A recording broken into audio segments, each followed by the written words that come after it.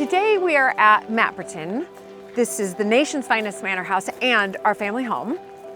Do you know, Mapperton has not always been the Montague family home. In fact, there was a much larger, almost castle-like home in Cambridgeshire called Hinchingbrook. And unfortunately, that house was lost in 1955. It was actually sold by my husband's grandfather after the Second World War. And the family, and I'm including myself in this, we feel really sad about this because that house had been in the family since 1627. In fact, 9 Earls of Sandwich lived at Hinchingbrook. But Hinchingbrook actually wasn't alone. So after the Second World War, so many historic houses were either sold or demolished because they couldn't afford the upkeep of these houses. The cost of maintaining these houses was, back then and still is today, extraordinary.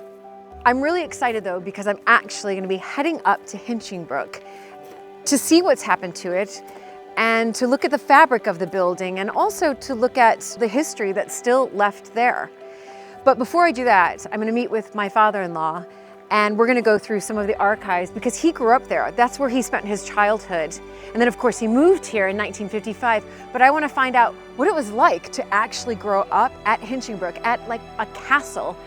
And then of course the loss of Hinchingbrook and how he felt about moving here at Mapperton.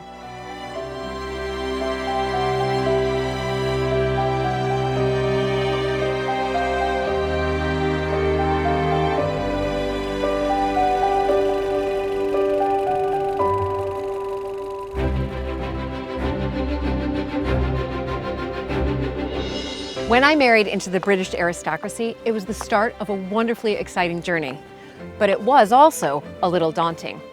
I became a Viscountess, and for an American girl from a small town outside Chicago, that was quite a shock.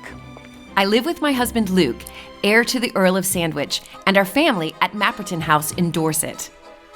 Living in a place like this is a joy, but also a challenge. And every day we're aware that we're preserving a very special part of Britain's heritage.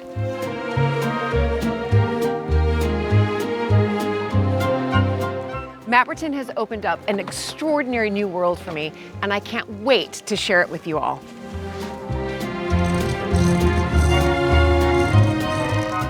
So if you love castles and manors and stately homes as much as I do, please join this American Viscountess as I journey into the British countryside in search of some of Britain's finest historic houses.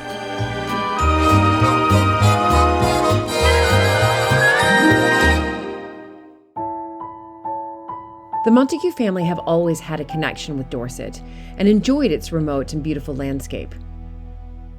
And so it was perhaps a natural choice to move here when in 1955 the family were forced to leave the ancestral home Hinchingbrook House in the east of England.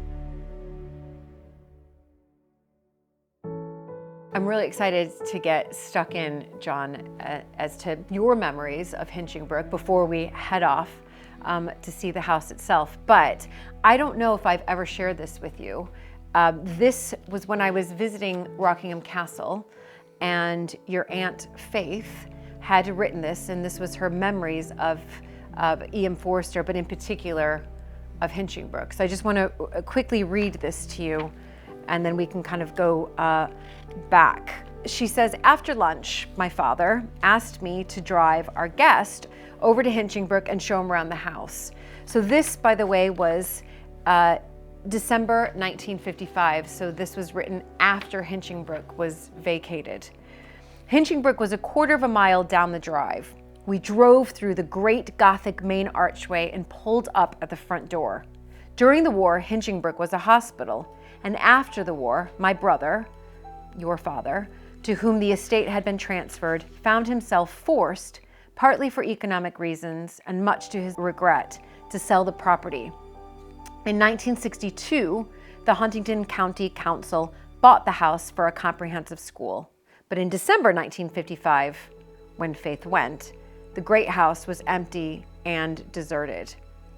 She then continues to say, before entering the house, I took Forster onto the terrace where Charles I and Oliver Cromwell once fought as boys.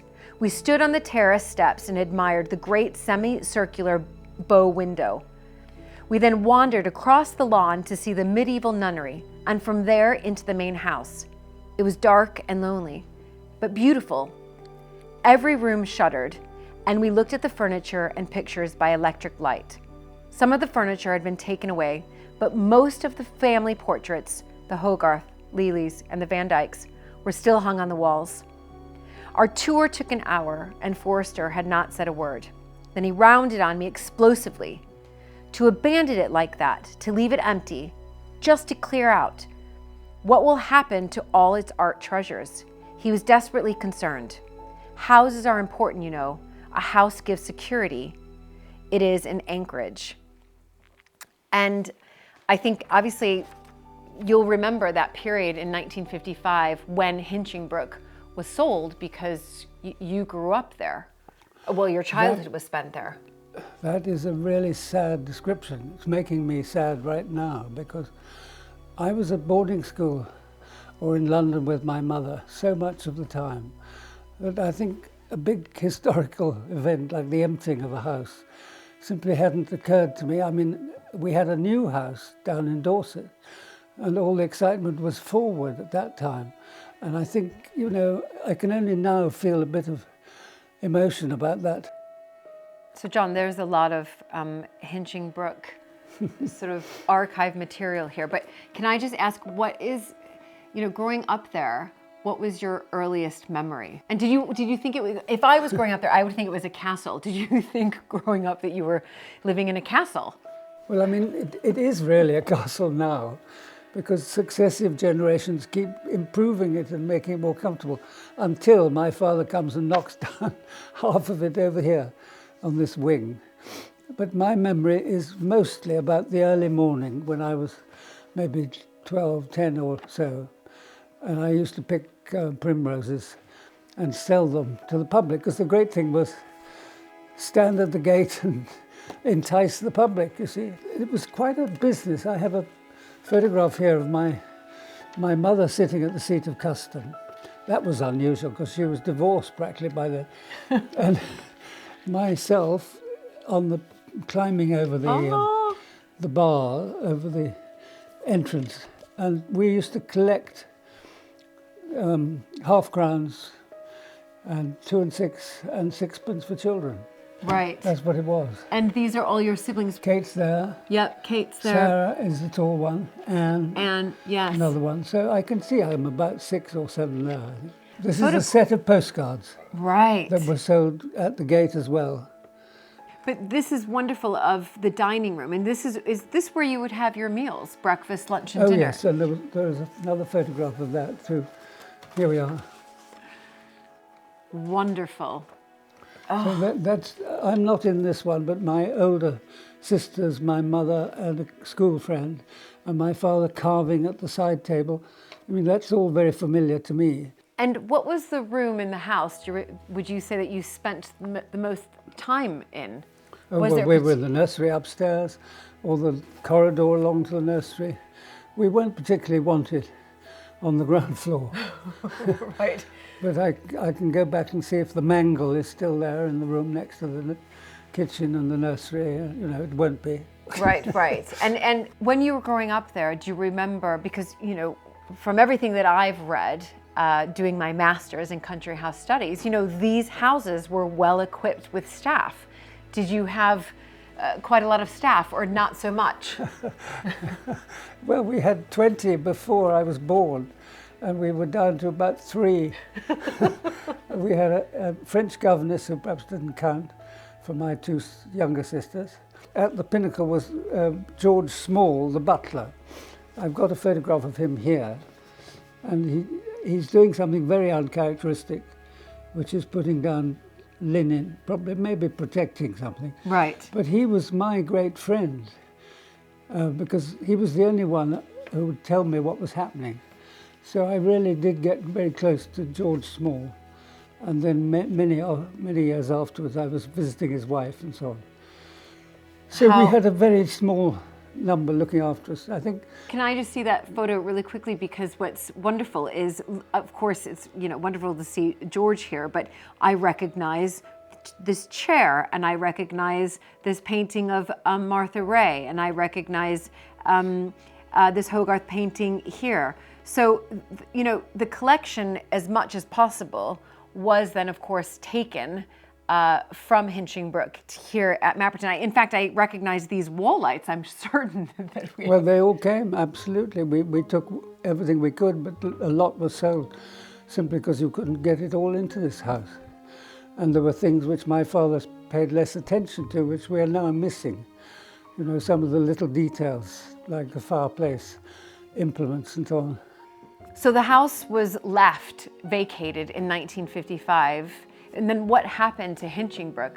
Well, you know, going back to Mr. Small, the butler, he's probably laying the dust sheets. It's a very sad moment. I wasn't really there half the time, so I don't remember that. But what was actually happening was that the county council finally agreed to pay, because we had an American religious foundation that came and put up partitions everywhere. And we thought they were going to buy it, and then I think he died and everything was derelict. Right. The sprinkler system collapsed, you know, the water streaming out of the ceiling. It was a very catastrophic moment, and thank goodness that's persuaded the county council to come up with money. And after some vital restoration work, in 1970, Hinchingbrook became a school, which it remains today. The house survived at a time when so many others were demolished, and for that, we are forever thankful. I'm really looking forward to going back to Hinchingbrook with you. I can't wait. We'll go there together. We're going to be, Kate, your sister, is going to be joining us. Well, she'll have some memories. They'll be not the same ones. No, they'll not be the same ones. No. But how does that make you feel, you know, going there and we're going to film this together? It's very exciting. I'm really looking forward to it. Yes. Yeah. Marvelous. I'm sure it will evoke some other memories as well, so I can't wait to explore those with you. Well, we'll put all this into reality. To really get a sense of what it was like when the family lived there, my father-in-law and I look at some of the old films of Hinchingbrook from the family archives. I haven't watched this in years, so it'll be interesting. I saw it once upon a time, but I can't remember it. Here we go. Wonderful. This was taken by my father on the roof of Hinchingbrook. On the roof? That's the famous express train to Scotland. How wonderful. And there is the south side, beautiful bay window. There is the castle. It really is a castle. It has a gatehouse. Look at that fantastic gatehouse. That's become a busy road now, but it was quite slow at that time. On the way down to Brampton, where Samuel Pepys lived. Yes. Now look at this extraordinary roof. How is the roof these days? We're not so sure, are we? I don't think the roof is very good. Now that's the park. Lots of familiar sights. There is the courtyard, where all the cars were chauffeured. Oh, goodness. Now who is this? An event. This is a reenaction of something. That looks like my sister being picked up. That's my grandmother on the left. That's your American grandmother, Alberta. You can not see very well, but there, yes, moving in the background. Yes, there she is. My grandfather. And there's Alberta right there, yes. Fantastic. Extraordinary thing to have this still now. Right. Now, this is one of my cousins, and those are my two sisters following. And are you in the pram? Well, I haven't got a very clear image. That's my Aunt Faith. That's my grandmother over there. American grandmother, I always have to say. Yes. Fantastic. Look at how Everybody wonderful. getting up for the photo. It's my mother. Yes. There we are. That's a nice shot of her. Yeah, it really is. And oh, that's goodness. My two sisters again, and cousin Drew, his name was.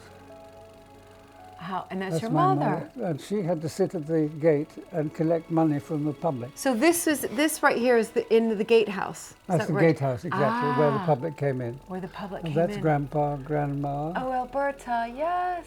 With something in her hat, rather cheerful. Now this is my mother. Oh, I'm glad this is this sequence. It's in the rose garden, and she's preparing for something.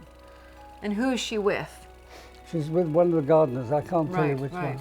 It's before me. And wasn't there something about your mother written that because she wore trousers, she was one of the first sort of aristocratic females to wear trousers at an event? Is that right? No, but specifically at the Royal Yacht Squadron in Cowes, you weren't allowed to wear trousers. And she did. And you, in fact, weren't allowed on the lawn, the main lawn. And did she do that as well? And she did that too. Well done to your mother. I think that's absolutely brilliant. Well, it's around, can we tell what date that is? End of the 30s. There's a rose garden which is now being restored, I think. Yes, I don't think it looks like that, does it? Well, I hope so. Not quite. Well, there's Mum again, getting ready. I didn't know she was good at decoration. And look at that wave now. Now, it may be that I'm in this one. Oh! Yes, that's me and my sister Kate, me in a jacket. I don't know what game this is. It might be croquet. Oh, goodness, that went too fast. I think we're going to have to find more of that footage if we can. Or better yet, we get to go up there. So I've only been to Hinchingbrook twice, but I'm looking forward to having a tour around with you and of when course we with go Kate. a few days' time. Yeah, in a few days' time. I have a feeling a lot of memories will be flooding back. I'm sure they will.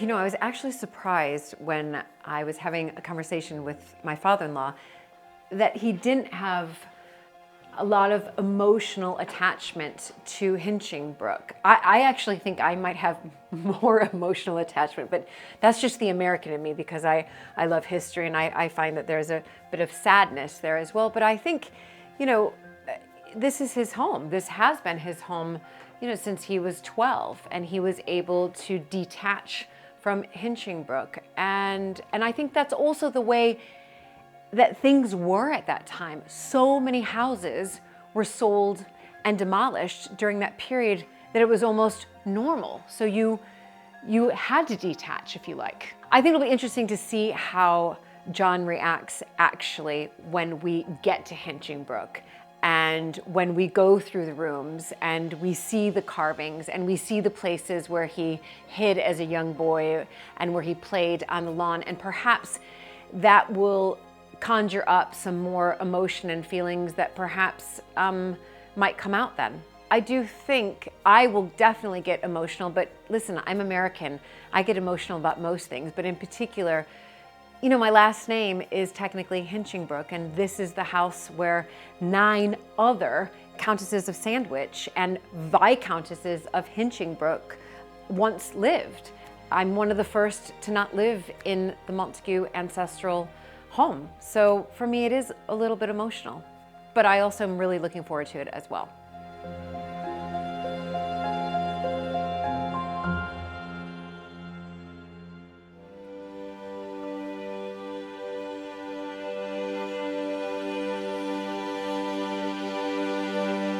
Today I am here at Hinchingbrook House, and this is why my name is Viscountess Hinchingbrook, because of this house. 9 Earls of Sandwich lived here, and then it was sold in 1955, but this is really the Montague family seat right here.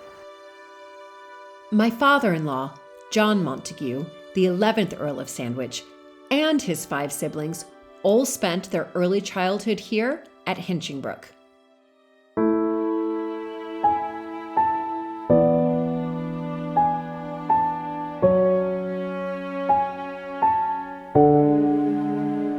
This is the gatehouse, rebuilt from Ramsey Abbey by the Cromwells. Did you have this car park here? No, absolutely not. There was no car park. Just there were no buildings. There was nothing. It was all trees the whole way through to the station, really. Really? Yep. I'll tell you one thing that hasn't changed: the cold, the wind. You would come home through this gate sometimes. Yep. And it was just normal. And this would be open all the time, and so you play, you get walk through. Well, no, the public came in through the main entrance because we were sitting here. Right. This is where we collected the half-crowns. So when you opened to the public, both of you obviously remember that, and I remember that photograph that you showed me, yes, sitting here with your mother. And you were taking And then tickets. suddenly we'd see a member of the public coming quick, rush to here, 2 and 6 please. That was the kind of thing. And I even sold primroses, a bunch of primroses. There was a rather nice little red booklet we had that we handed out. Yes, little a orange leaflet. booklet. Yes, that's true. And what do you remember that as well? Just the public coming in. Was Yes, it I do. exciting though? It was it exciting. Yes, it Yeah. was exciting. Yeah. And we were showing it to others. You know, normally it was kept very exclusively for us, but suddenly it was thrown open to everybody, and it was great. And it was great, and it must have been very exciting. And here are the 12 apostles, So this, as we called them. what has changed here so much? They've got Anything? much bigger. Oh, these have gotten They've much got bigger. much bigger. They were much more rounded and smaller. But Right. we used to play around them, Right. skipping around them and playing. And that's the part of the house that we lived in at the end. Yes. That was the 1950s. And the house was much restored over the years. But I think shall that was we my go? bedroom, that third one along. Was it? Oh, Was it? And the I sitting can't room was remember. that far end one. Oh my well, my goodness. room was over the entrance. Should we go in? Yeah, let's go in. Let's go. It is cool. Let's go in. Just, So yes. this I just You love. see, you should describe that really. The 3 diamonds signifies the mountain reflected in water. Montaigu, the sharp mountain, the Norman French word. And the eagles come from the Mont Therma, much earlier connection from the Middle Ages. And the coronet above. And the coronet above. Wonderful. Oh, gosh, it's warm in here. It's nice.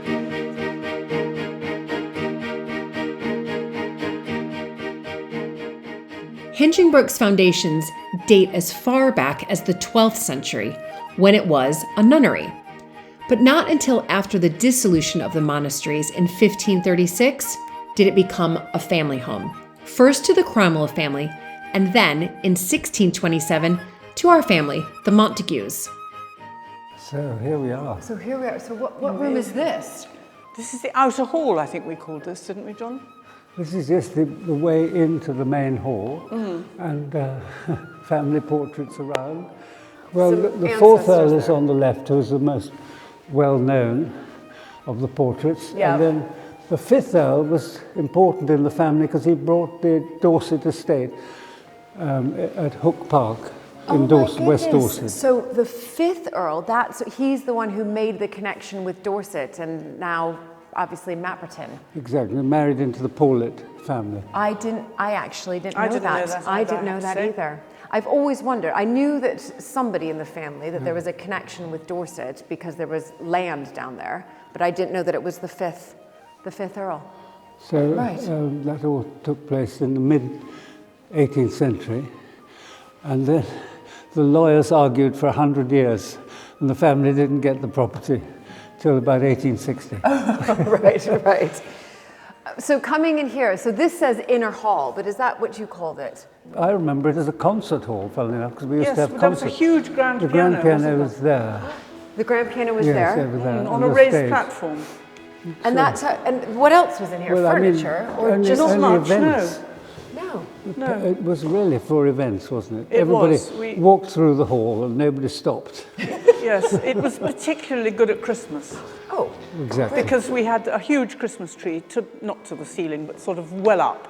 right. What in the in corner, the corner, there, right all here? decorated with proper candles.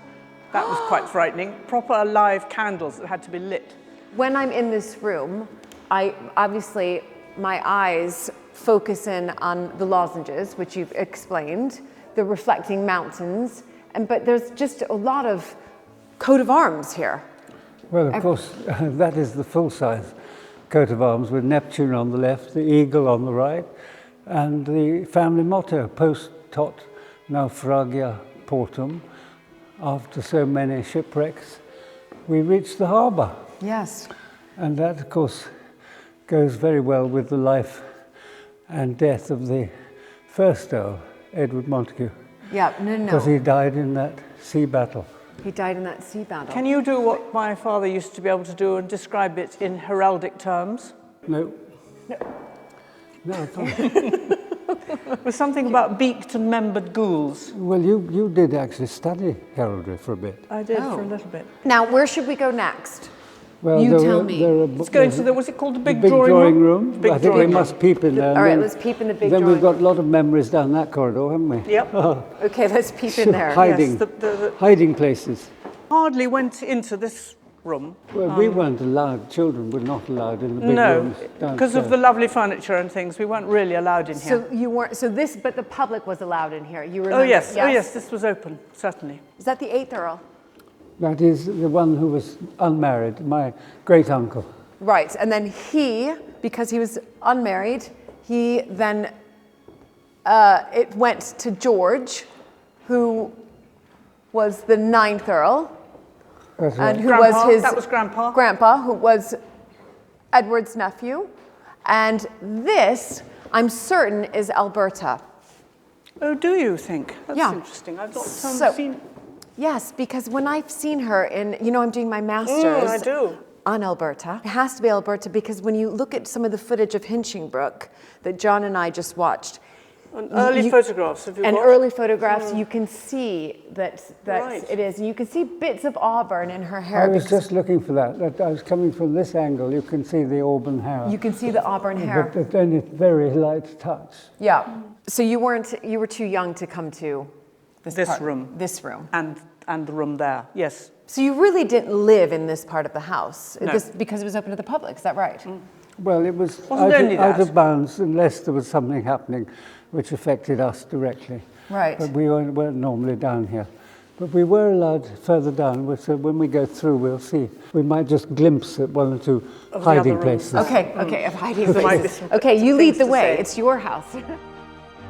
As was the custom in country houses like Hinchingbrooke, the children of the family spent much of their time away from the rooms where the parents would entertain. Exploring the house with John and Kate is such a privilege for me, and even they are finding some surprises here. This is a This new was discovery. this is the billiard room, And this Right. is the chapter but it's house. opened up because they found this amazing. Chapter house of the old Norman church. Of the old Norman church. Oh, how We'll see signs of wonderful. that later. So when you were growing up, We didn't see this you at didn't all. see this at all. No, this was a No, wall. this has been found. This has been found. But what I also particularly like is, the carvings here. I just feel like every room I walk into, some Earl of Sandwich was there. I thought there was a hiding place, Kate. Where is it? What are you looking for, John? Well, I hiding think place. it's been taken away. No, there was no door, no We extra used to door there. hide between one No, room and no, it's further it's on. further on, is Yep. it? Yep. Oh, well, what's this? Is this a hiding place? That's, No, that's a hiding place. Did you hide in there? I bet you did. no, well, we might have done, but it's rather murky and cobwebby and frightening. I don't think I'd have gone in I there. think but you hid the, in there. the actual hidey one is in the billiard room. Do you want to see Yeah, that? I do want to see that. Okay. This is where I had my electric train. He had his electric trains in here, and they used to give me shocks. So I used to come here a lot. He would say, just put your finger there, lick your finger and put it there. Lick your finger. John, do you remember doing that to your sister? Okay, so this shut- was, well- Okay. this has been changed. This was a double door. This was a double Oh, door. it was so far down here. Yeah. This was a double door. I see him. So that's and the so library. that's now the library door. And but so we it- used to hide in yeah, here. we'd hide in there. Yeah, that's right. Was the whole house involved in hide and seek, or was it just particular rooms?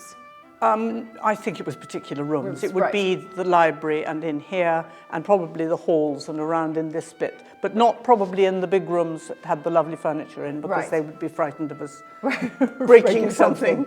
When you look at these rooms, does it all kind of come flooding back? It certainly does. Yeah. It does. But it's wonderful to see what the school has found. Something like that arch of the old chapter house. Huge improvements. No, absolutely. Discoveries. Architectural references to the time when the nuns lived here at Hinchingbrooke weren't the only discoveries. Ooh, this door. Spooky, squeepy, creepy. So what is this? What are we looking at here? This is a This hiding is place. the This nun's is the bones. nun's bones. When my father put in the new staircase, 1953, I was 10 years old, Kate was 8 years old. We had this absolutely terrifying prospect of the bones of two nuns being discovered again through the excavations by the text. But Staircase. you need to pick up that. Okay. Yes, you can pick up that Okay. panel. So- turns out that they weren't exactly nuns' bones. Oh my goodness. Oh my goodness. You see how Were very hide in frightening here? for It was children. quite if you can frightening. imagine. so we used to be terrifying each other. We And would, my and father the others, would do it. and the others. Oh my But goodness. it turns out that they're a man and a woman from an earlier period even than the priory. So we haven't any idea. So they're not nuns. And they're not actually nuns. Probably not nuns, Probably. but it was a good story. It was a we, good story. we said nuns' bones. And Dad was good at making things a bit frightening. And it became So a feature of the house for the public Over the forever public after. to see. Yeah.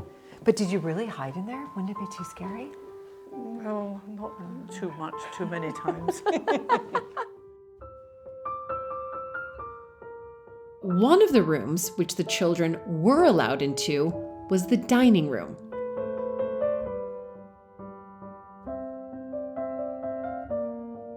What I would like to know is, we're here eating our lunch, and in this grand dining room. Oh yes. Well, we've got memories of the So dining room. tell me about the memories. Do you want There to was a start, Kenneth? long table down the middle, and those Cromwellian chairs that I think are at Mapperton, Yes, rather painful to sit in, Yeah. upright leather chairs.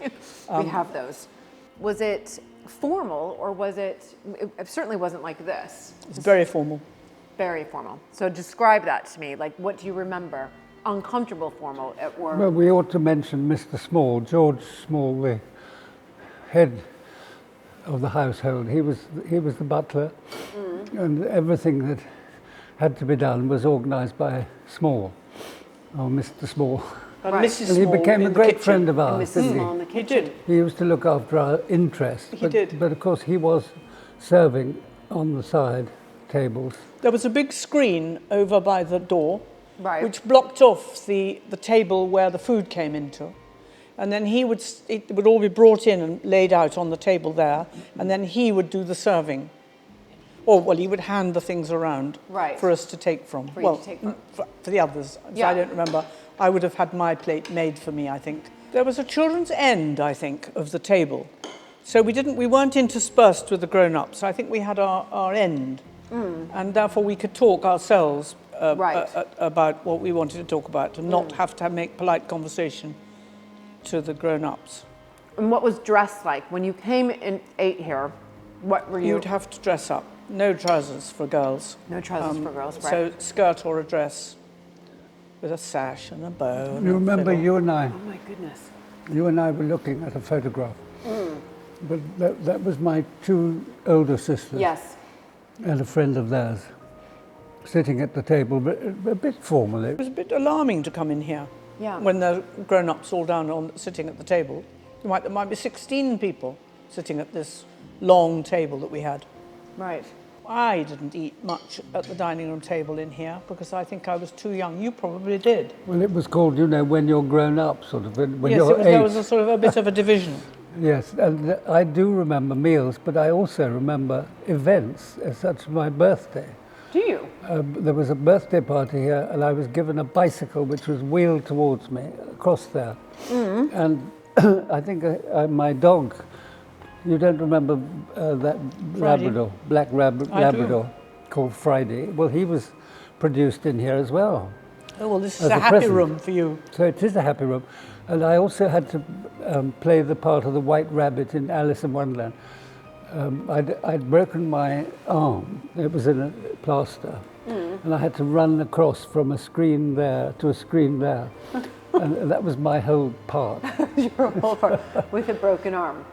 How many rooms would you say? 100? No, no. No. No, I wouldn't have said 100. More like 60, do you think? What did we say? We Maximum. said 20 bedrooms, didn't we? Yeah. I think 50 maximum.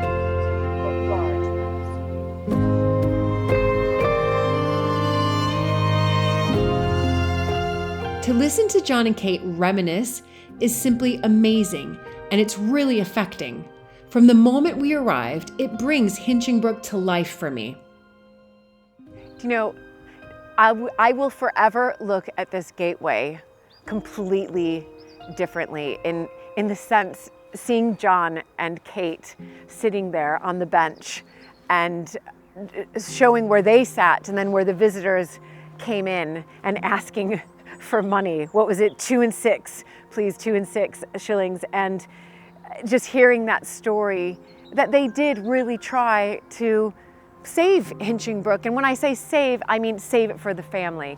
Of course it's been saved, it hasn't been demolished, it's still here, but to keep it in the family. And I think I'll just remember that gatehouse as really a representation of how the country house, not just Hinchingbrook, has really struggled over the past century, but in particular, you know, since the Second World War in particular. That was the final blow. If you look at the Second World War, it was kind of the final blow, and how all these families had to work incredibly hard. And when I say all of the families, the children included, to try to keep these houses in the family. And so many of them couldn't. So they were demolished, or they were left in ruin, or they became hospitals or hotels or even schools. But I always think the ones that did survive and they became the hotels, the schools, the hospitals, at least they're still here. The fabric of the building is still here. And so are the stories. Just other stories are being told.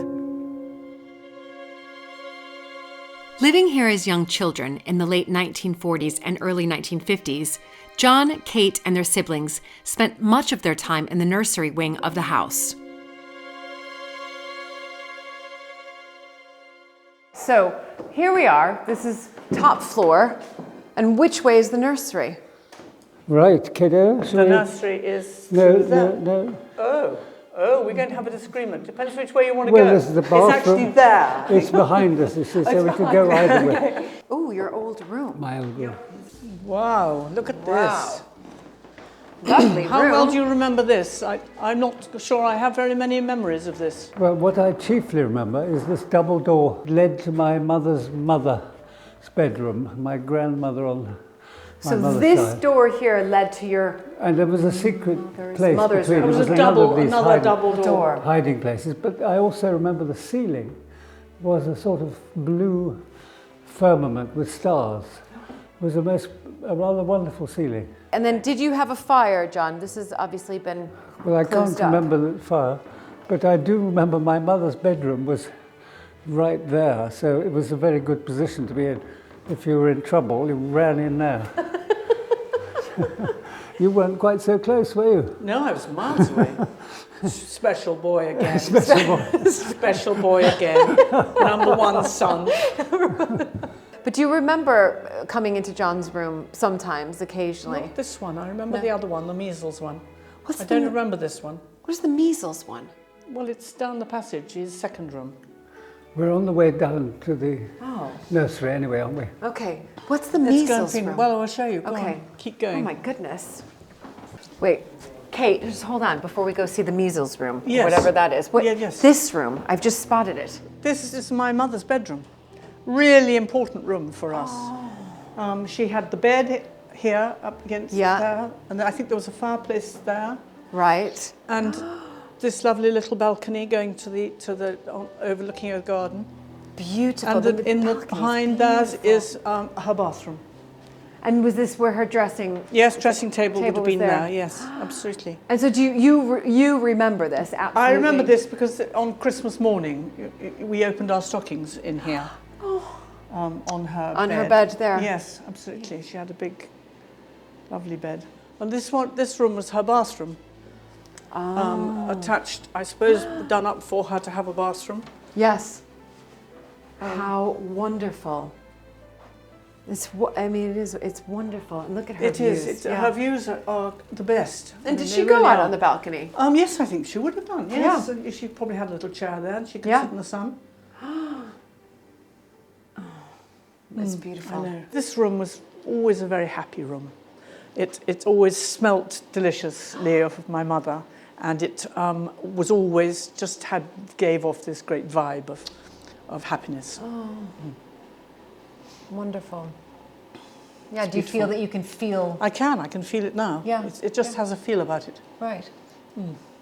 It's nice. Yeah. Really wonderful. Wonderful.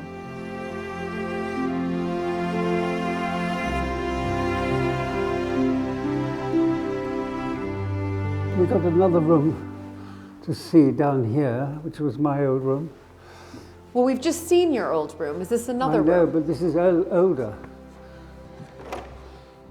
Oh, this is the one that's turned into a loo. See? That's very funny. Is this a bit different from how you remember it? You got to laugh at this one. John's bedroom is now a loo. Looking at, I think that I think I'm allowed to come in because it's a female loo, so I'll go in. Oh my goodness! So what I remember about it is there was a terrible piece of wire Right. instead of a light. The light seemed to be never attached. So I had this memory, Kate remembers this, of a joke of saying a piece of wire, and I made fun of it, but actually I was rather afraid of it as to what was going to happen. You were really shut in here for 3 weeks, I think, when you had measles. Oh, of course I had measles, yeah. Oh my goodness. Do you remember that, John, being in here? Dark I for do 3 now, weeks. yes, I had forgotten 3 about it. weeks in here in dark. Well, there isn't a lot of light compared to the other rooms. You can Yes, see this is yes, much... but that would have been curtained. He wouldn't Right, have right, been allowed right. a light. And So now that's it's, all I can Because remember, it was I'm something to afraid. do with blindness, I think, with measles. Yes. That was the thinking that at was that the stage. thinking back then. So this was your room. With each room we visit, the feelings become more intense, the memories more vivid, of how Hinchingbrook was once their family home.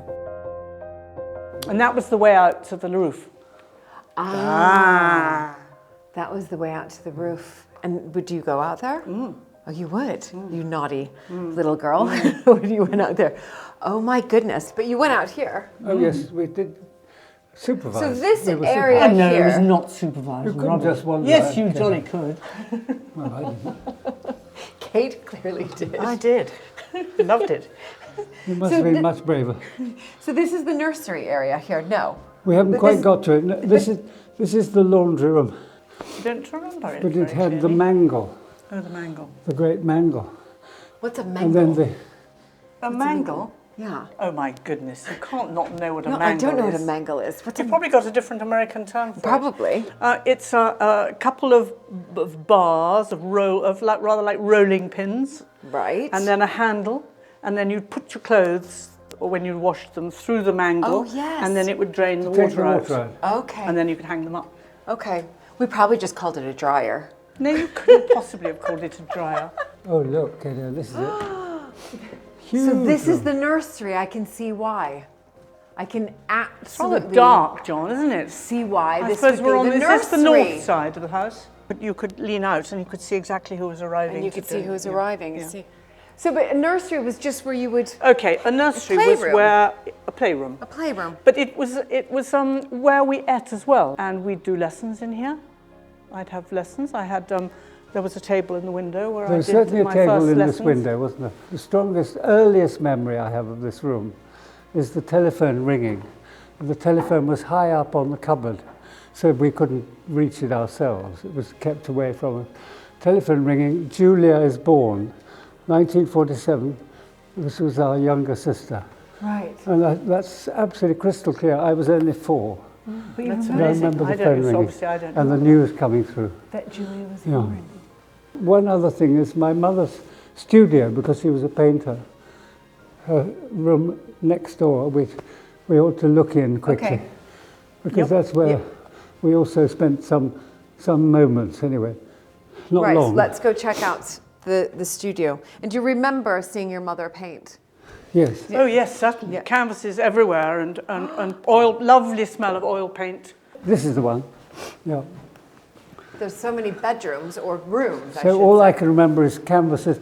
What can you remember here, Kiddo? Well, again, I remember pictures and easels and paint everywhere and just a room which we didn't really come into very much because it was very much Mum's area. Right. And she didn't really like us to be but a lovely room. too much. Yes, well, lovely light. I can see why Lovely light. she would want this but so this, where we are now in the house, because I've been, the nursery area, is this really where you felt that you lived? I mean, you slept here, but... Exactly. Yeah. Right. Yes, definitely. Down We this were all passage. pretty well in this passage. Right. Either just down the bottom there or where we were earlier. All round to our Or- parents' or- rooms. yeah. Was the other. Right, so it was just this part, yeah. No, Well, it's so so much. vast. But we just had a separate life up here. I used to like getting up very early in the morning and just walking around the exterior of the house and saying hello to one or two of the carpenter or the chauffeur, and that I do remember clearly. So it might have been because it was busy in the house all the time, but Yes, no, of course, but there was somebody always here that when you would walk around, you would see the carpenter or the something. chauffeur. Yes. I mean, there were lots of people around. It was very warm. I mean, in some ways, they were more friends to us than our parents and the people who came to stay in the house. You'd go into the kitchen garden and the gardeners didn't tell you to go away and do something else. They would say, come and have a peach or everybody was really lovely. Having both of you here, I just can see how close you are, not only in age, but We are. I've known this You've my known whole that. life. Well, not my whole life, but since I married into the family, I know you're both close. But now for me to be able to just listen to the two of you together, to reminisce and tell stories. And I think it's wonderful. Well, it's lovely for us, actually, because there's lots of things we might not have ever thought about again.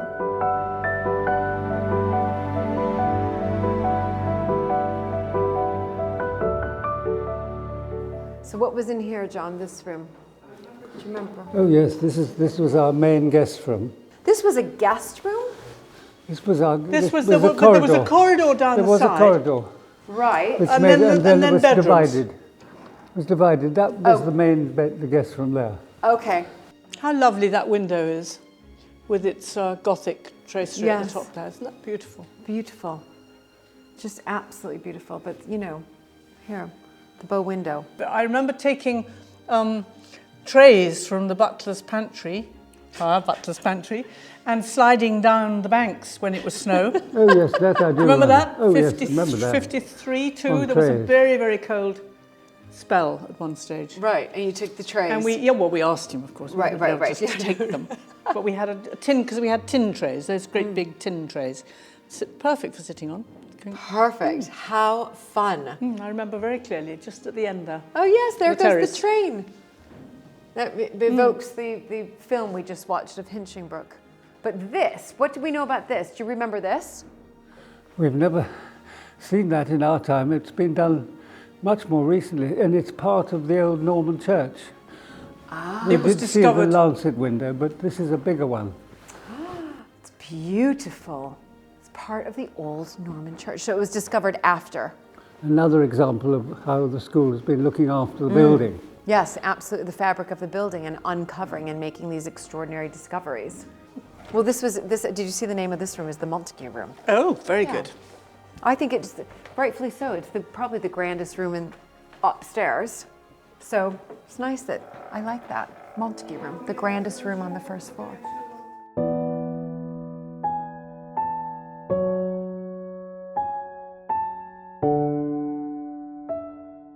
And on the upper floor of the house, Kate and I find her father's rooms, now classrooms.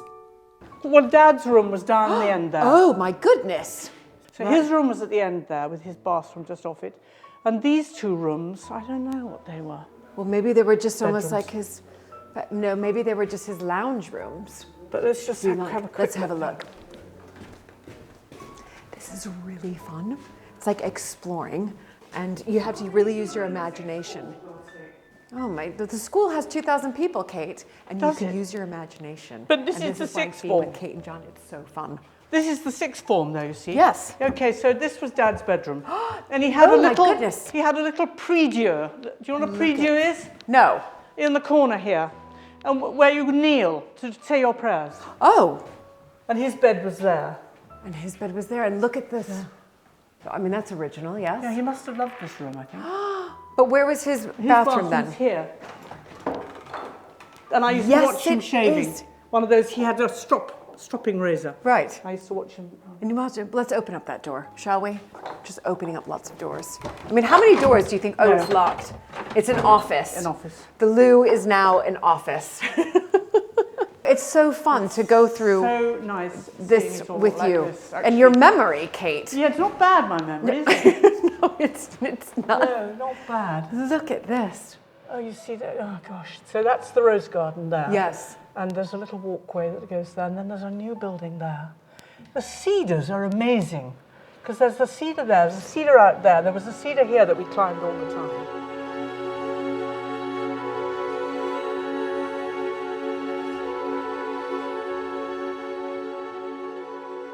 You know, I'm going to get emotional here because I think seeing John and Kate walk around together with their memories really struck home to me, because I was able to experience that.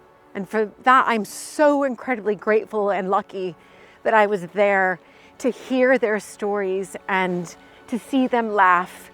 That's important. And I think Hingingbrook for me represents that.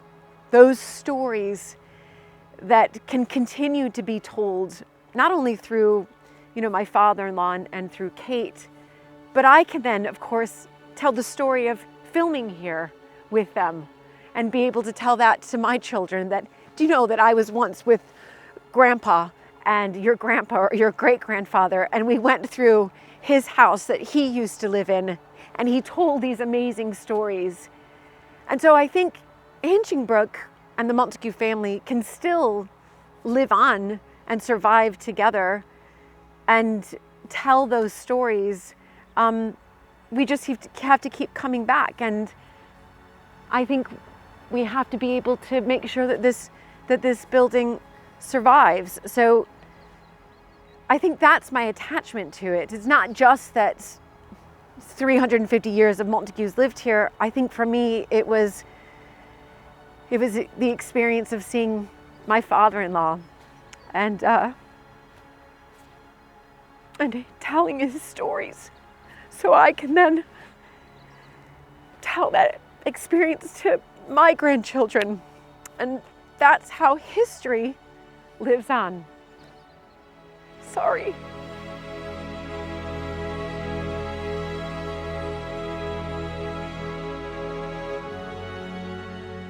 I didn't realize how vast Hingingbrook House was. There were kind of two houses within the house itself. So there was the grand part of the house, if you like, where the drawing room was, the library, the billiards room. And then there was the other side of the house where John and Kate lived. And it seemed much more, I guess, warm and friendly. And I could kind of understand why they really stuck to that part of the house. It seemed more like a home. Hingingbrook House is a symphony of architectural styles. From its medieval origins to the time the Montague family lived here, each generation has altered the building to suit its needs. And most recently, Hingingbrook has adapted to become a school. But by spending time with John and Kate, it's not so difficult to imagine it as their childhood home. Look at this kitchen. Ooh, I can't wait to hear what you remember about this. So in here, there was a great big table in the middle here, Right. where Mrs. Small would stand. She was your Here, cook, here, Mrs. Small. and then she could be on the table, or she could be, and this was one long black stove. that, Lovely. I don't know whether there's baker's ovens and things. Look at those, Kate. Remember those? Oh, that's a spit That's up the there. spit, Yeah. You remember that? You could turn Yeah, that. but it's been put up there. I think it was working. It would have yeah. been in the fireplace. I think it was working. Right. But there was absolute movement everywhere. So this was busy in here, very busy. So And the you scullery was was round the in there. corner. I love the scullery. But you had breakfast, lunch, and dinner made for you by. Yes, but that came up in the lift to our floor, to the nursery floor. So, but did you ever come in here and try to get food? Yes, or? I was forever. Look, this was one of the interesting things about the children in the house. You could not just assume that you could walk through places where people were working. So if she was doing her kitchen work, it was out of rolling bounds. out pastry, it was out of bounds unless you poked your head round the door and she said, yes, you can come in. So there was permission all the time for Right. the children of the house. Of the children of the house, even though it's your Even house. though it's your house, exactly. Permission at every turn. And what was she like? Did she give Oh, you? she was a lovely, Oh, she- lovely person. Yes, she did. Slipped us bits talking of about pastry. Mrs. Small? Mrs. Small. Oh, wonderful person. Wonderful. So she would slip you bits of pastry and... Yes, and show you how to do it and allow you to roll it out and all of that. Oh. Perhaps not you. Perhaps it was because I was a girl. No, it wasn't me. That was the way through to the Okay, wait. nunnery, we called it. All right, so we're going through here. So this We is go the through that way. scullery. Okay. It's so British, the scullery. This is what I love. You have these names, the larder, the scullery. What else Yes. is there? But that was That's about about it. it. There's Pantry. Pantry, there you go. But all had different purposes. You know, they were all different. Yeah. Well, what was the purpose of the scullery? Remind me again. Oh, peeling vegetables. Washing things up. like that. And washing up. Washing up, that's right. So this was the scullery here. And do you remember this back staircase? Was No, that there? I don't think that was there, but I may be wrong. Kate and I climbed the stairs to part of the house known as the nunnery. It was here, when their parents separated, that Kate, John, and their siblings lived. So when this transition happened and you moved to this part of the house, you know, did you still have friends over and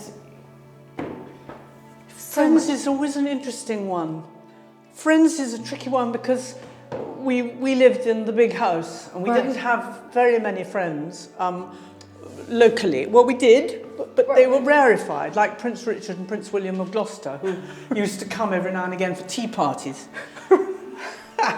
This is unbelievable. And also, but it wasn't the thing for us to just mix with everybody. Although all the children that worked on the estate were our great friends. Were your great so friends, those right. were our friends, really. Right, right. But no, I don't remember lots of children coming into Right. this part of the house. Right. I don't remember It's lots of children, other children being in the house at all. So we're now entering the This nunnery. is very strange indeed, because this was a completely different. In fact, of the school buildings, this is the least recognisable, because every window here through Yes. had a bedroom. So there would have been a bedroom there and a bedroom there, and as we go on through, the same thing happens again. Look at this great open plan area; it's lovely, beautiful So place to work. there were walls There here? were walls. Yeah, absolutely. They were Ah. all little rooms, except for the end room, which was the big sitting room, which went across the whole of the width of the building. Okay. And then there was a passageway the whole way up here. And in fact, it was rather good because you could run all the way along, and there was a bit which went over something below, but it was a sort of little bit of and you could jump over it. Like a bridge, So almost it like would go a- da da da da da da da da da da da da da to the end. To the end. Running up and down the passage. No, it was some.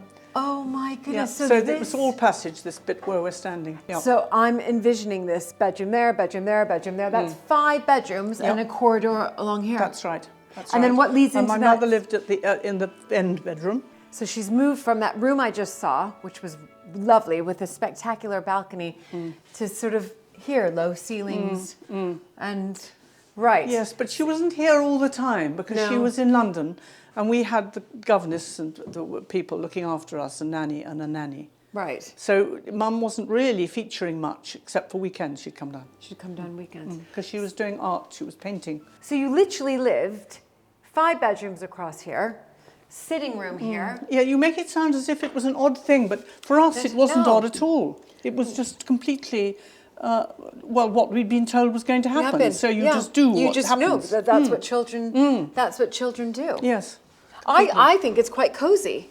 Yes, it's quite cosy. It's a nice warm temperature. No, it was cosy compared. You know, the rooms are all very little compared to the big rooms we had in the other house. Right. And it's very Yeah, cozy. Yeah. No, it was nice. It was Yeah. No, it is. Well, I good. think the We were windows. happy here. That's good. Yeah.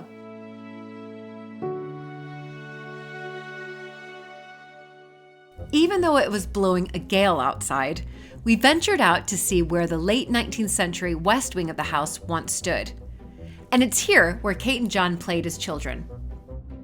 This is where we got onto stilts once upon a time, Kate Did you? and I. You got- And we went up and down on stilts, didn't we? And then do you remember there were big red pots on here? Big red pots. Right. And in them, you knew when summer was coming because the wallflowers were exchanged for geraniums. Ah, what an observant Now, can I person. ask a question? The wing that was demolished, Yes, was John that knows coming out this. here? It was, yes, there were arches all the way down here. Yes. All the way down. But John, did it come off the end of this? Yes, it was connected with that. Whoa, it's going to blow, it's going to rain now. Steady!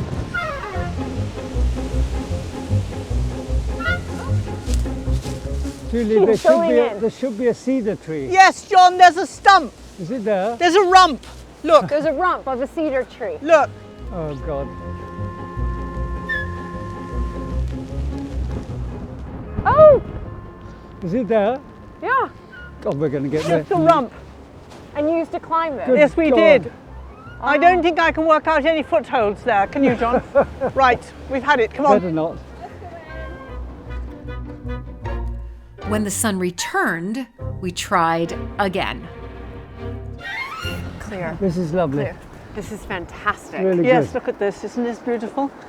Beautiful. I remember the bicycle on here too, going up and down these paving stones.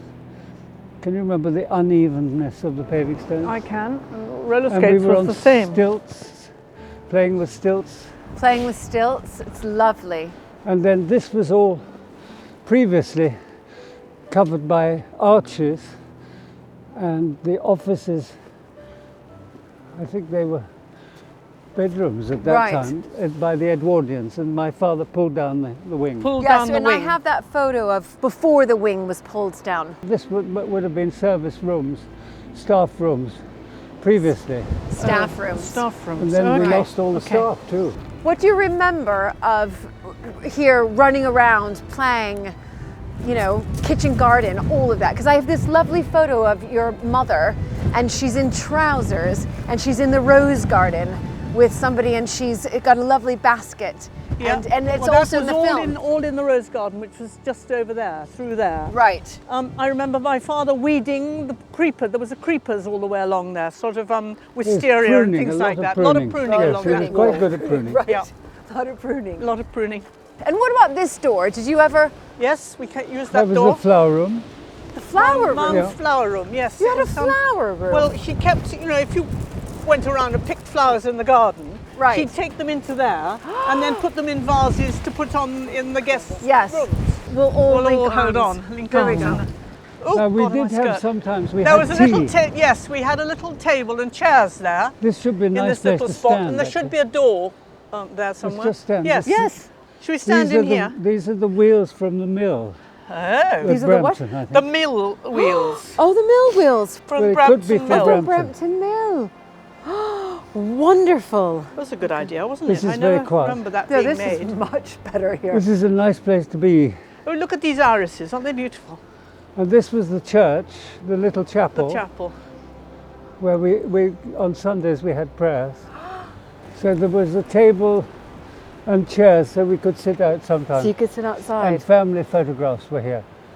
This Yes, a good place for that. you'll see. It's Div. obviously a nice protective bit. it certainly is. Those irises are smart, aren't they? Yeah, very smart. Lovely. And then this right here, obviously we're coming up to the library. Yes, this is the This is the lovely bow window. window. Yeah. Beautiful. But that's obviously Queen Elizabeth I. Yes, What's- Kate, we've Oh yes, only the learned cipher that. at the top there. It was 1564, but that says 1602. That's when it was put up, obviously. That's when it was put up. Yeah. Oh. But this wasn't always the position of this great commemorative bow window.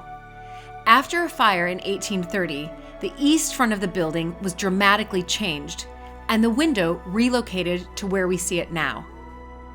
You see how it was completely rebuilt, you see, where the bow window was. You can't tell where it would have fitted No. So that's where it was. I Is it on see. there? Right.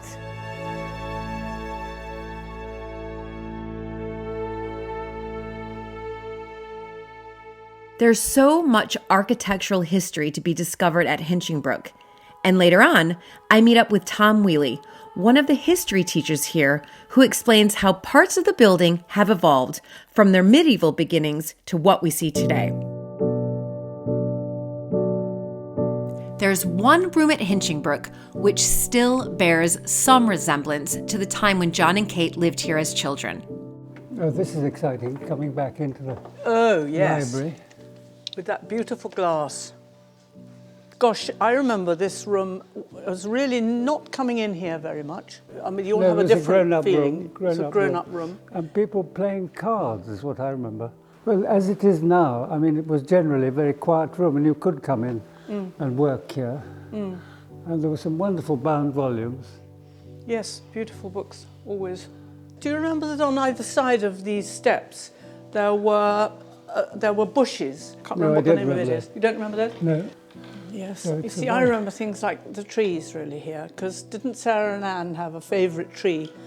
That it wasn't the cedar tree, I was told. It was a beech tree that was called Cubbins. Yes, we call Cubbins. Cubbins. But I don't see a beech tree No, that it's could gone. be I think Cubbins. it's- Is it gone completely? Well, it might be just behind that one. But I the can't trees in this garden are quite, you know, as children, we knew about the cedar We tree ran that a was lot around up the and lot. down here, didn't we? We did, yeah. Lots of stories. Yes, absolutely. And the Croquet. daffodils that I see are still down there. Are they still out? Yeah, well, just. Do you remember the old family film that was taken from the roof? It was looking out over the railway. That was Yes, I do over in remember that direction. Yes, I've seen it over the years. That was taken by my father and then by Sarah as well. I think it Oh, was look. joined There you off. are. Oh, Julie. Oh, So- Julie, very how good. kind. No, Very well it's the least I could do. Special Coming biscuits. into your family home. Where I are think you that going to was, sit? that's John's, yeah. So for me, this room, the library, you know, and listen, I know I'm coming at it from my American point of wow factor, but this really is a wow factor type of room. I mean, it's just Montague everywhere in this room. What are your recollections of this room? Because it was a library when you were growing up, is that right? We Yes, were it just was. trying to remember. It was Because one again, of those it's one of rooms the, we weren't allowed in. we didn't come in much. You thought games and things, but I Oh, don't I remember. definitely And remember. people sitting around and chatting and being in here. It was used as a sort of secondary. After dinner kind of Yes. room with cards played. The library, one of the most impressive rooms at Hinchingbrook. The walls are lined with books, but it's the amazing stained glass windows which really seize your attention. So Kate, since you're heraldry, Kate is an expert on heraldry. Oh, she's not an expert Yes, on heraldry. she is. So now this is the your perfect room. This is Yeah. your moment. This is your perfect room. And really, honestly, I don't understand. Obviously, I understand the Montague coat of arms, but when we look at these stained glass and you can see the lozenges on one side and then another family partial coat of arms, what does that mean? Because throughout these stained glass, it's not just the Montague coat of arms, it's sort of split. Well, when you married, you brought in the coat of arms of the wife or the wife's family. So it would be divided. So Because back then, you would always marry somebody, well, most likely somebody who had a title or comes from a aristocratic family. Is that right? I suppose that would be right. Yes, yes. The Montagues were always trying to draw attention to their grandeur. That's the basic thing about these whole windows. I mean, you wouldn't otherwise see that No, of in any course. other generation, I don't think. When you found out that it was being sold, did that conjure up any emotion of sadness, or were you attached to the place, or yeah? Not in my case. Oh, he's not right. He minded hugely. Well, we were all at school, you see, us older ones. You've minded hugely over the years that it's not been here and not Mapperton. You do. Right. No, and you do. I don't. I simply don't. Life moves on. How could I possibly feel that? No, but during I was too young to get attached I to it. remember having a conversation with you when you said that you were rather sad. That How long ago? the whole point was the inheriting from a long line of people in through the family, about, I don't know what, 20 years ago, and that it was really rather sad that we had to move. Yeah, Luke feels, I will tell you that when Luke and I came here in December, we came here just to take a photo on the outside, and we happened to be here when it was open for its Christmas fair. We couldn't believe it. And Luke and I walked around for an hour, and I can get quite emotional, and he didn't He didn't say a word. Not a word was spoken. And I think Luke feels, it was quite poignant for him, and he feels sad that your father felt he had to sell it. The relationship with the family is everywhere. It is the family. This is the family. The carvings, the lozenges, the stained glass, and even evoking your memories today, that is the family. And it's, for me, I loved listening to your stories because I'm trying to imagine it and envision it, but there's a sadness for me as well because the story stops with you both. It would have been rather wonderful to have lived here. And it was wonderful living here. yeah. I'll just say one thing about the school. They've been extremely generous to the family. Those teachers who Yes. know about Yeah. the family history. And we have been welcome back here at any time. Of course. And so, I feel also that we've come to terms with the changes that have come here. Yes, and I mean, Yeah. think of it being used by hundreds of children over these years. That's delightful. Yes. We were 6 wandering about in here. Now there are hundreds of them. Yes. And all that is wonderful. Yes. Seeing the two of you together has been something I will never, never She's going to forget. cry, I I'm have a going to feeling. cry because I think it's extraordinary, and I think seeing the two of you together, brother and sister, and reminiscing, and that's what sweet. life is about. You are sweet. So, Julie, we're going Yeah. to look at the archives and the photographs, and we're going to relive again and again. I know. yes, we will. I know. Yes, and that's, We've got lots of those. but being able for me to spend time with both of you is really special. So thank you both. Thank you. Thank you.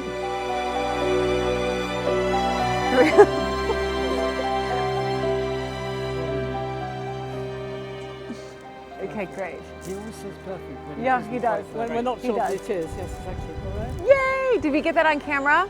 I love that. I liked that we're ending this way, sort of must be good. a photo on camera, and we'll all walk out together, Walking out together. arm in arm, so we don't blow over. That's right. Where are we going to go? Which way, John? This way. No, We're going in the John's middle. taking me Going this in the way. middle. You'll have to run, girls.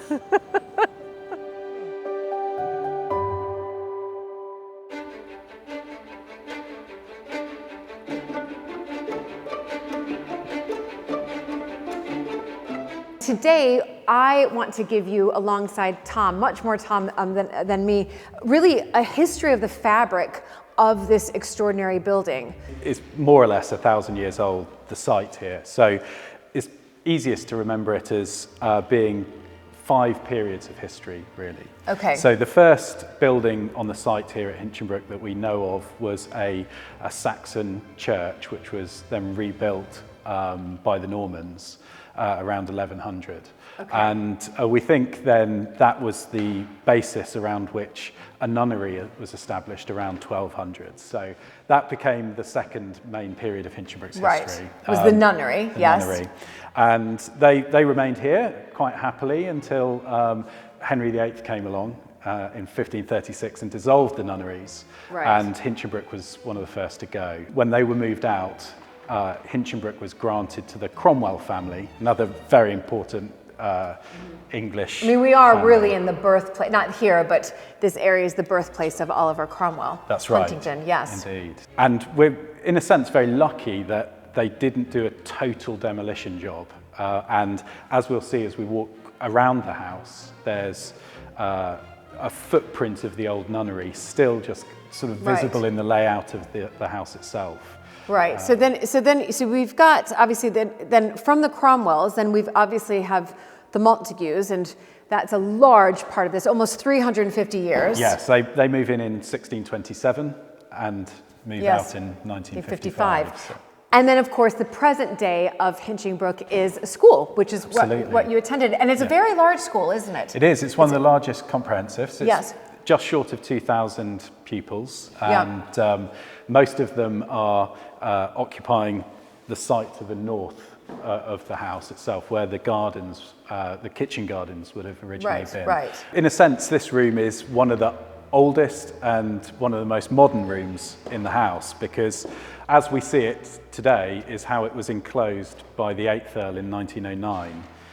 So prior to that, for much of its history, had been an open garden in the centre of the house. I didn't know that. So that means 7 Earls of Sandwich this was a garden. This Yes, was an open space. courtyard in the centre. Really, where we're standing now is the original medieval footprint of the central cloister of the nunnery, which stood here in the medieval period. Yeah. So you can sort of imagine the corridor which leads around the outside of this room would have been the cloister walk of the nunnery all the way around. Right. Let's carry on, and we're going to stick with this theme of right now of the nunnery. So now I'm just really envisioning the cloister here, Yes. just going all the way around. Oh yes. Behind us here we have the Norman archway, which was revealed in the 1960s, Right. when the building was being renovated to become the school, and the workmen were sort of restoring this part of the wall, and they realised that this had been bricked up by red Tudor brick, and it was actually hiding one of the original Norman archways. So this room, now called the chapter house room, unsurprisingly was the chapter house of the nunnery, which was sort of the administration centre. And then with that same sort of sense that the walls are hiding the history, Yes. if we just look up here, we can see. So I'm in the cloister here. Indeed. And are you looking up here? And on we're that? looking up here, Wow. and we can see a Norman lancet window, and it would have been looking out onto the cloister itself. And the north door of the church would have been somewhere just about here, where the door into the library is. Okay, incredible. I mean, wonderful. upstairs. That's what's incredible about these country houses, if you like, and especially here in England and of course in Great Britain, all throughout Great Britain, is that it's building upon building upon building. It's this transformation. That's right, yes. Which is just incredible. And what every sort of family or owner or custodian, they kind of put their mark on it. That's right. Once it became that country house. But it started, a lot of the country houses did start as something else. Absolutely, A nunnery yeah. or a monastery. Particularly when the monasteries were dissolved, and they were granted out to the gentry or noble supporters of the crown. Yeah. So many houses therefore have their origins in monastic buildings. Yes. So we're still though looking at a little bit of the nunnery in here, is that right? That's right, yeah. So this room, as you can see from the shape, is very long, and it's sitting on the original footprint of the medieval church. Ah. And so we would have just walked through the north door, roughly where the library door is. Yes. And we would be looking up towards the choir and the altar at this far end of the library. Wonderful. You can, I mean, really get a sense of how this was Yes. a church. You absolutely can. That's I mean, right. it's extraordinary. Before the Montagues, it was the Cromwell family over 3 generations from 1538 until 1627 who called Hinchingbrook home.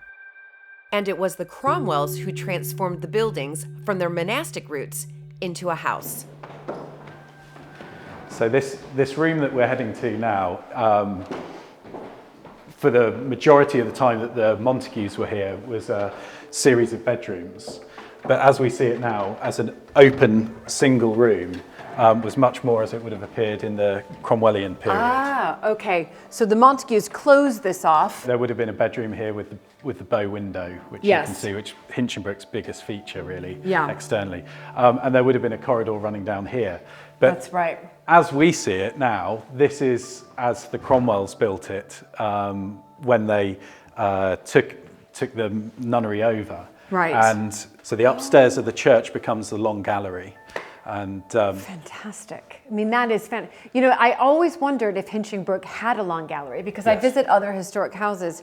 And many of you remember, if you watched Rockingham Castle, that beautiful long gallery there. And I always wondered if Hinchingbrook had one, and here it is. it did. Yes. And it was created by the Cromwells. That's right, and we can see sort of some of the work that they've done when they've arrived. So this stonework here was one of the original church windows in the upper part of the church. And I'm going to tell you, we're standing just above the library. Yes, now. that's right, So yeah. this is the church. Yes. We are in the church. We are just above the library. Incredible. And you can see the red Tudor brick has been used to fill the windows in this part. And that's incredible. And this was uncovered when you started the restoration, when it became a school, to knock down the walls that the Montagues had made. That's right. And to bring it back into a large room.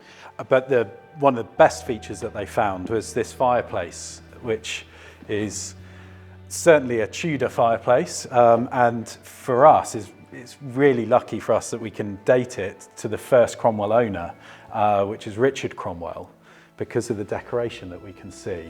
Right. So if you look very carefully, you can spot Richard Cromwell's initials in the decoration. Yes, you can. Just here, yeah, Just well there. found. But not too grand there. You'd think No, it would pretty- be some enormous, I don't know, coat of arms or something with his initials, but right. rather small. But there's lovely little sort of mementos of the past here, because we can see there's some graffiti, which some people think might be from students, but it's in Latin, so probably isn't. We did have somebody translate some of these, and they were lines from love sonnets. Very much from the period, and we'll see a date just You can here. see a date, Yeah. 1566. And this lovely scroll work. So that's the Cromwell period. And again, only 90 years.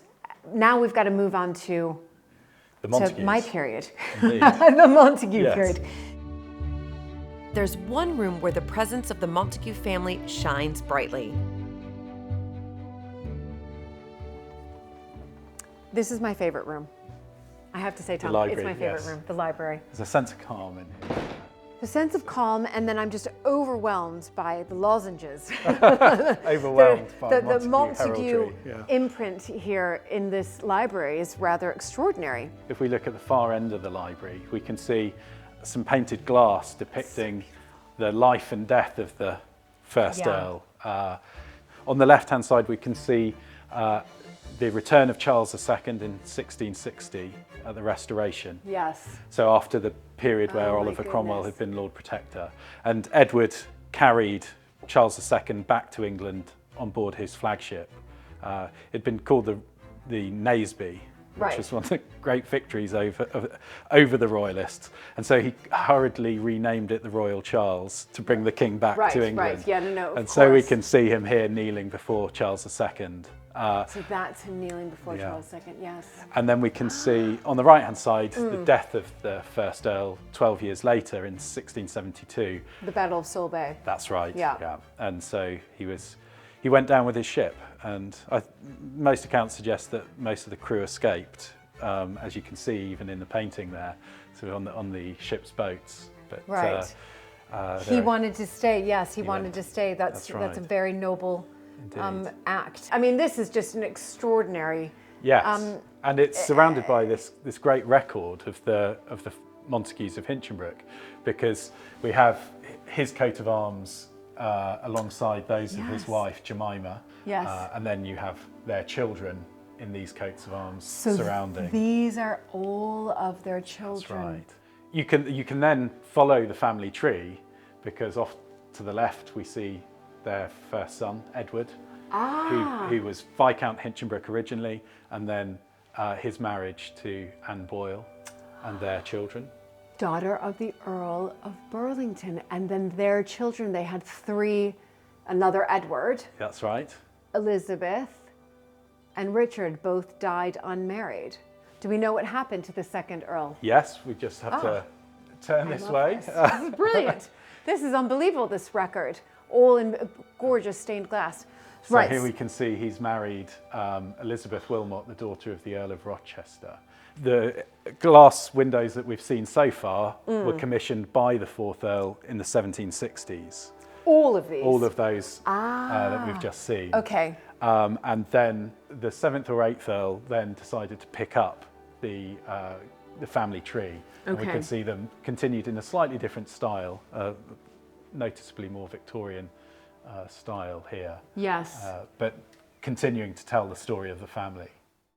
It's not just the interior of Hinchinbrook where there are still glimpses of the Montague family's time here. Outside, Tom shows me where the estate buildings and surrounding land were remodeled in the 1960s into a school. You know, I see these aerial shots of Hinchingbrook, and I saw these lovely stables. That's right. And I always wondered what happened to them. Yes. and obviously they've turned into the school. Sadly, the decision was taken to take the stable blocks and cottages down, which surrounded this courtyard. But at the time, they were relatively new. They had only been reconstructed in the 1890s, Right. so they were less than 100 years old. At the time of them being pulled Exactly. down, right? Yes. So, and I can see that. I mean, of course, when you look at those photos, you think you could have just preserved that, but Yeah. you're right. It was considered a new build when That's they were right. pulling when they Yeah. pulled when they And I pulled think it was them down. in pretty rotten repair as well, Right, because of course. with the family having moved out in 55, and then the restoration work not really starting until the mid-late 60s, they'd been derelict for nearly 10 years. Right. The stable block was adjacent to the most amazing kitchen garden. Where we're heading now, as we walk through what's now the school site, is the original kitchen gardens, which would have provided food and vegetables for the house kitchen. I mean, we're still in Yeah, the kitchen garden. still in the kitchen gardens. When we get to the end of this building, you can see the old kitchen garden wall pick up and kept in place. In so place, it gives you an okay. idea of where the Oh, just- here, right here. yeah, right up along the side of this building. that So you was the- have kept this. yeah, so you can This still is to see the footprint of The footprint of the kitchen garden and the wall. So then behind here, so we're now moved on Yeah. beyond the kitchen garden. What are we moving into We're going here? into the gardens now. Okay. And in fact, this garden just here was a Japanese garden created by the 8th Earl. Originally, there was a little tea house in here, of which there are photographs still surviving. And there's water down here. Yes, there was a little pond. Little pond within the Japanese within garden. the Japanese garden. There was a bridge originally sort of going across. Right. Lovely. So these all would have been formal gardens, you think? Certainly around the house itself in the Tudor period, and even in the buck print of 1730, we can see that there are sort of formal pathways laid around Right. the immediate lawns of the house. Okay. So, Okay. but this is one part of the formal gardens that survived. It's the rose garden. This is by the Friends of Hinchinbrook, who do Oh. an immense amount of work Yeah. in just replacing the roses and Wonderful. trying to keep the original garden to keep it, as yeah. it was. Yeah. And I remember watching the footage of Hinchinbrook, and you can see rosemary going through. I think it's through this, Oh, so this through garden here, here, through which this- is the So this is where she was. This Yes, is where that's she right.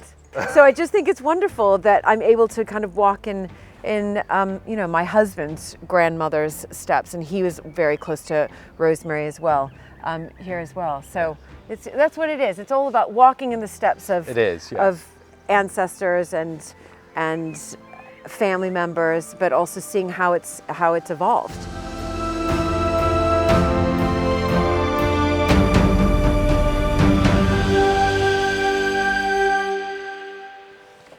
Tom's being very nice and letting me go first. So we're coming out onto the roof, the lead roof of Hinchinbrook, and this is where we really want to talk to you about and explain that as we started this film, that there were sort of 5 periods of people inhabiting this house, if you like, and 5 periods, and now it's a school. That's right. So yeah. we're in the 5th period. This is now Hinchinbrook School. We touched on it earlier, but this is also still a grade 1 listed building. So it's of exceptional historical value.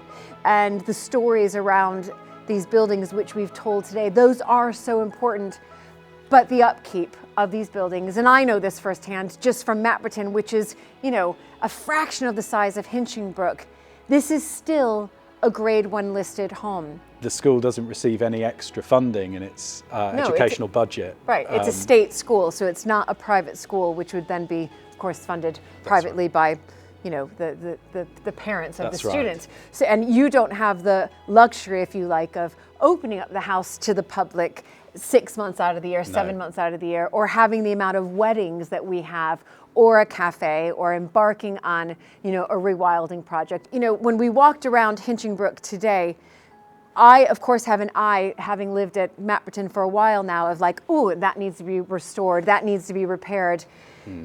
But the biggest project here is the roof. And I have filmed with so many other historic house owners who said, if you don't have the roof, you don't have the house. That's right, yes. So we're facing the next big battle in Hinchinbrook's survival is the eventual replacement of this lead roof and the lead work which continues on the other levels as well. It's probably got a 100-year lifespan, and we've got 10 years left on that.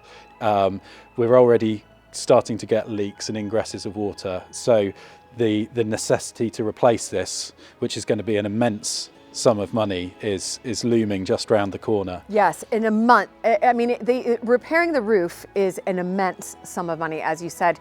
And let's be clear here, you can't replace a lead roof with slate. No. It's like for like. Because it's a grade 1 listed building, this has to be replaced with lead. Absolutely. So this is very special because we're really limiting the number of people who come up onto the leads.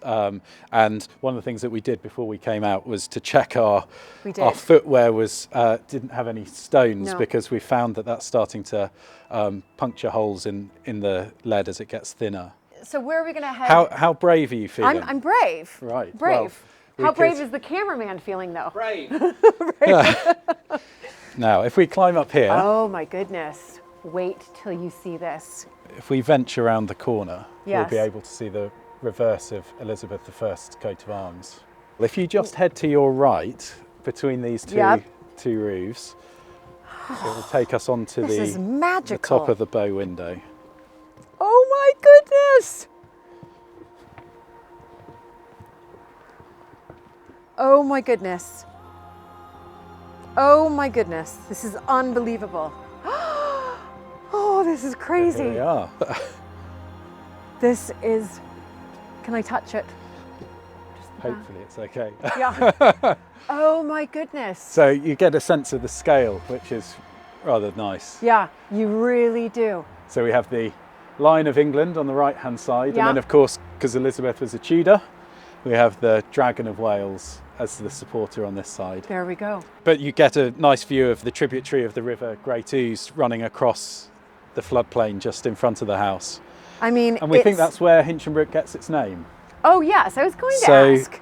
So there's a suggestion that this land was owned by the Hinsel family in Saxon times. Okay. And so this brook, this Yes, river would have been known as Hinselsbrook, and then over time it's emerged as Hinchinbrook. That's right.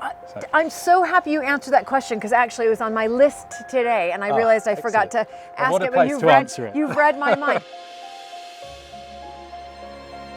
I'm so grateful to Tom for giving me this rooftop tour and telling me about the origin of our family name. What a sensational way to end my visit to Hinchinbrook House.